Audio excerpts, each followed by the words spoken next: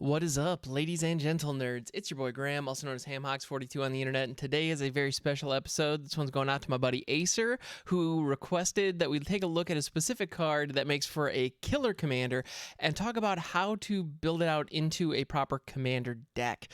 So we are going to be getting into it here in just a second, but yeah, thank you so much for hanging out. I appreciate you. If you're watching on YouTube, please don't hesitate to press that thumbs up button and also leave a comment and go ahead and subscribe. It means the world. And if you're listening to this as a podcast, please leave a 5-star review on whatever your podcast app of choice is. It really helps out.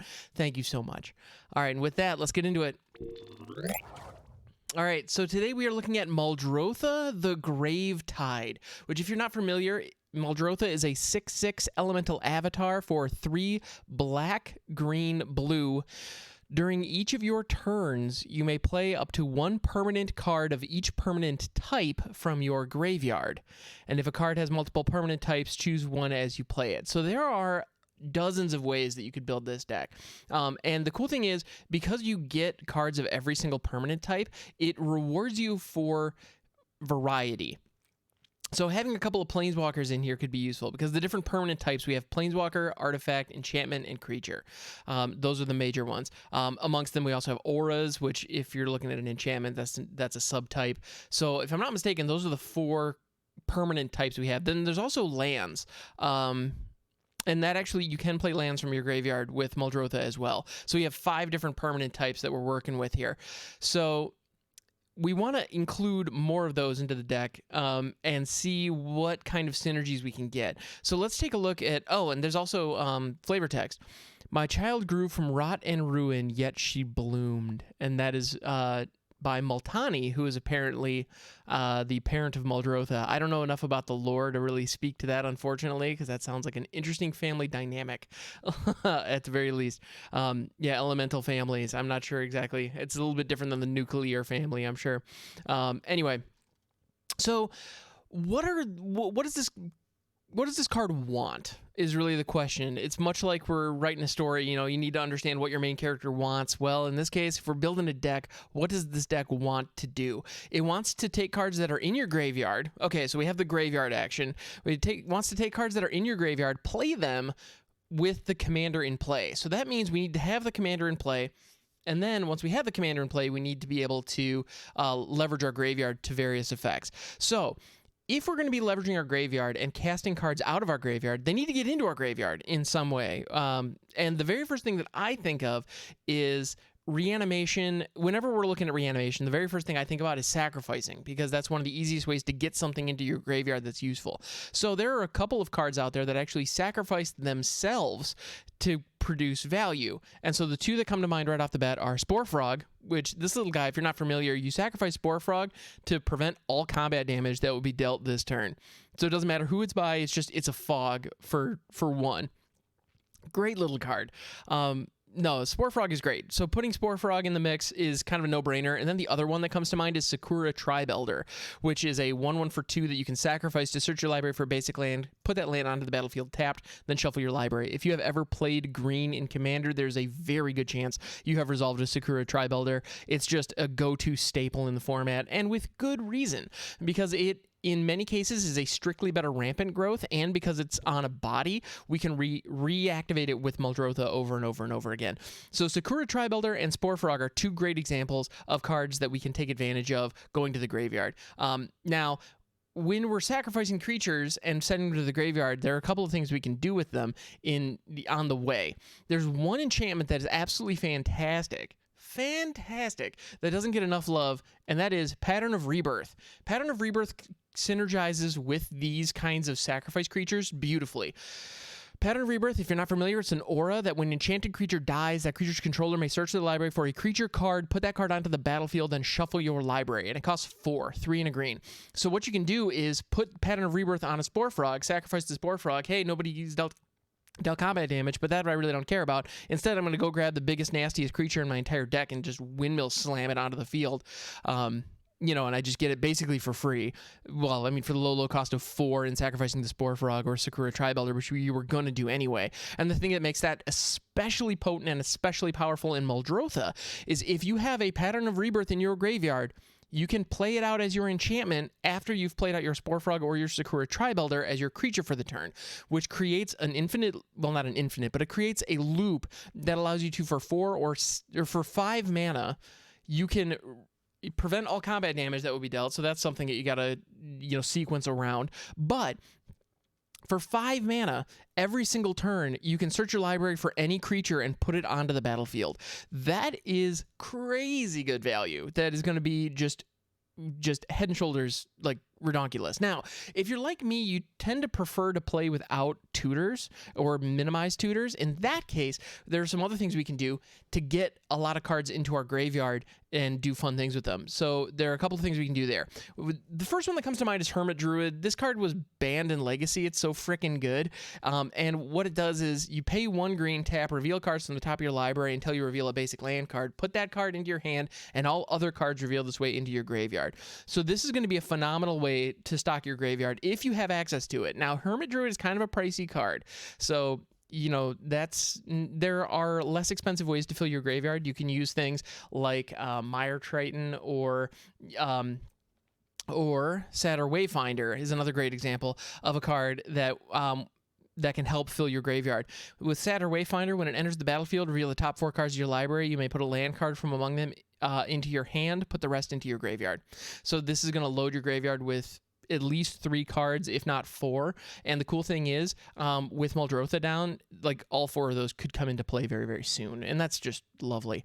Let's see, what else do we have? Oh, Underrealm Lich is another great card from Ravnica, Guilds of Ravnica. Guilds of Ravnica? Ravnica City of Guilds? No, Guilds of Ravnica was the newer one.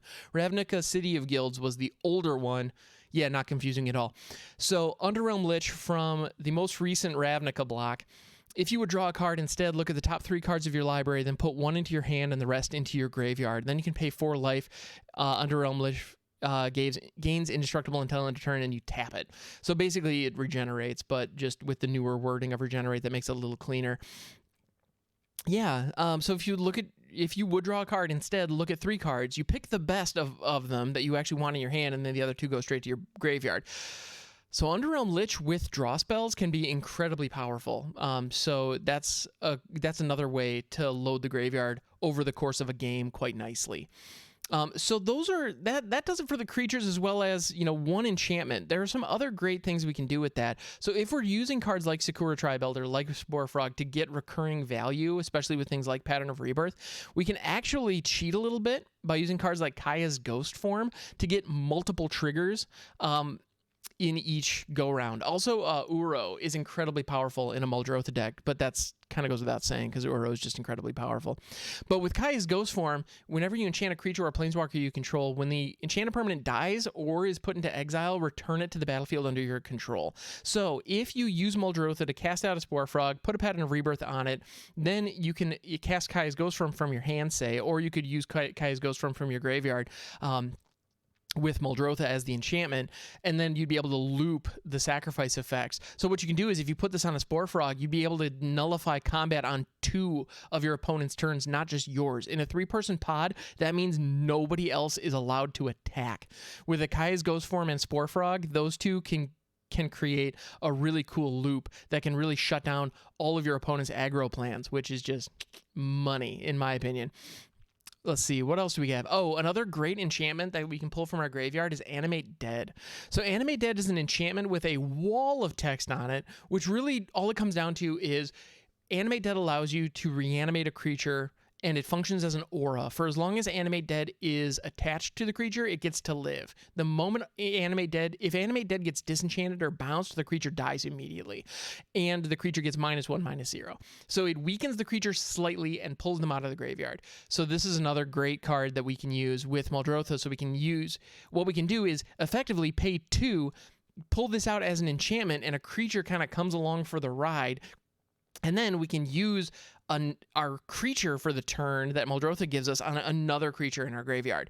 So Animate Dead is incredibly useful, incredibly powerful a phenomenal card that has all kinds of fun interactions with the graveyard that, yeah, I'd highly recommend at least considering. Other great creatures that we can use are cards like Fleshbag Marauder or Plaguecrafter, that when they come into the battlefield, each player sacrifices a creature. That includes you. And so what that means is with Fleshbag Marauder, you can sacrifice it immediately to itself and then cast it again from your graveyard with Muldrotha. And then each turn you can cast it from your graveyard and loop it that way, which is super duper fun.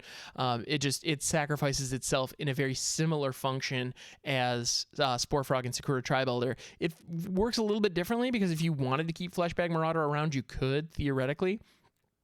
Which might be useful if you have like a Kaya's Ghost form that you can put onto it and potentially do some loops later. Because that is a situation, if you have a Fleshbag Marauder with a Kaya's Ghost form on it, nobody's going to want to attack you. That's going to be something that they are going to be very hesitant to swing in if you have that, because it's incredibly threatening. Because I have a 3/1 blocker, and if it blocks and dies, which it probably will because it only has 1 toughness, it's going to come back immediately and force everybody to sack a creature. So if your opponent only has 1 or 2 creatures down, they are not going to want this thing. They're going to want to keep it alive. They're going to want to do whatever they can to keep it alive. Now, we've talked about creatures. We've talked about enchantments. There are a couple of other permanents that we haven't discussed. We haven't discussed lands yet, which are pretty self-explanatory. You really want to have fetch lands like Evolving Wilds, Terramorphic Expanse, Fabled Passage. Those are kind of the budget-ish versions with the kind of the exception of Fabled Passage, to be fair. But if you have access to those, then you'd be able to loop them repeatedly on each of your turns, which is pretty great. So you definitely want those. But the other permanent type that we haven't discussed yet is artifacts. And we also haven't discussed planeswalkers, to be fair. And actually, the self-destroying planeswalkers from War of the Spark, the ones that only have minus abilities, would be especially useful. The first one that comes to mind actually is Davriel. That guy is, well, delightful. I also just recently finished reading Children of the Nameless, the novel where he's the main character, and it's excellent. I would highly recommend it. Anyway, but we were supposed to be talking about artifacts. So, first artifact that comes to mind is Nihil Spellbomb. Actually, there's a whole cycle of spell bombs. I would highly recommend taking a look at those to see the different effects that they get. So, with Nihil Spellbomb, you can tap it, sacrifice it, exile all cards from target player's graveyard. Obviously, you're not going to target yourself with this, but if you want to mess up the other graveyard player at the table, this is a beautiful way to do it. And then when Nihil Spellbomb is put into a graveyard from the battlefield, you may pay 1 black, and if you do, you draw a card. So, you get to draw a card. And then you can play it again from your graveyard and consistently keep your opponent's graveyards down while just, well, getting a ton of value off of yours. And then another artifact that comes to mind is Wayfarers Bobble. This is a classic from 5th Dawn that, if I'm not mistaken, hasn't seen any meaningful reprints, which is a bit of a bummer, but it's a great card. It's an artifact that costs 1. You can pay 2 of any color, tap it, sacrifice Wayfarer's Bobble, search your library for a basic land card, put it onto the battlefield tapped, then shuffle your library. It is a rampant growth on a stick that costs a total of 3 as opposed to the original Rampant Growth, which is 1 in a green. So Wayfarer's Bobble is an incredibly potent card. It does a great job of ramping you in the early game, and once you have Muldrotha down, it allows you to continue ramping into the late game with any extra mana that you have lying around. And with Muldrotha's ability to recur stuff out of the graveyard, you still have to pay the mana cost of those things, so you're going to want lands. You're going to want as many lands as you can get your hands on, and Wayfarer's Bobble is going to help you do that. Another thing that I want to point out, this is all dependent on Muldrotha staying alive. We need to protect Muldrotha, and there are a couple of different ways we can do that. First ones that come to mind, Lightning Greaves. If you have Lightning Greaves, use Lightning Greaves. The card is absolutely amazing. It's phenomenal. If you're not familiar, it's an artifact that costs 2. That you can, and it has equip 0. The equipped creature has Shroud and Haste. Shroud meaning that nobody can touch it with anything. It cannot be the target of spells or abilities. So that is incredibly powerful. There's also Swiftfoot Boots, which does something similar. It costs slightly more, and it gives Hexproof instead of Shroud. So those are 2 cards that are absolutely phenomenal with Muldrotha that I'd highly recommend. And then another one that actually I didn't have teed up ready to go that I would love to speak to is the Nurok Stealth Suit, which is another card that is incredibly underrated, that is great for protecting your commander in a pinch. And it it's an equipment that costs 2 to play, 1 to equip. Equipped creature has Shroud. That's it. But you can also pay 2 blue and attach it at instant speed to a creature you control. So in response to your opponent trying to blow up something on your board, you can just pay 2 blue and swing the Nurok stealth suit onto it. And worst case scenario, you put it on Muldrotha and you just have a shrouded Muldrotha. That's not bad at all. Though even if you don't leverage the flexibility of this card, even just at face value, giving Shroud to your commander is going to be incredibly valuable. And on top of that, using Muldrotha's ability, if you mill it at some point with, say, a Satyr Wayfinder or the Underrealm Lich, you'd be able to pull it out of your graveyard with Muldrotha's ability and then equip it to protect Muldrotha. So all in all, Muldrotha is a phenomenal commander. Here were just a couple of ideas for the way that I would go about building this deck and what I would like to do with it. You could also lean into more Planeswalker heavy action because that tends to be, you know, that is a permanent type that oftentimes hits the graveyard, and so being able to recur those could also be great. There are a lot of ways that you could build Muldrotha. I initially go to when I see that a commander wants me to use my graveyard, I immediately start milling myself and sacrificing my stuff, just because I love milling myself and sacrificing my stuff. They're some of my favorite things to do in this game, and I'm just a necromancer at heart. So Muldrotha warms a soft spot in my heart. Warms a soft spot? Sure, why not? Let's mix my metaphors. Sounds good to me. All right, so this has been fantastic, guys. Thank you so much for hanging out. I appreciate you. You can catch me on Twitch, twitch.tv/hamhawks42. I'm over there every weekday morning at 5:30 Eastern time. And yeah, I will catch you guys next time. And don't forget, you are a good person, and you deserve to be happy.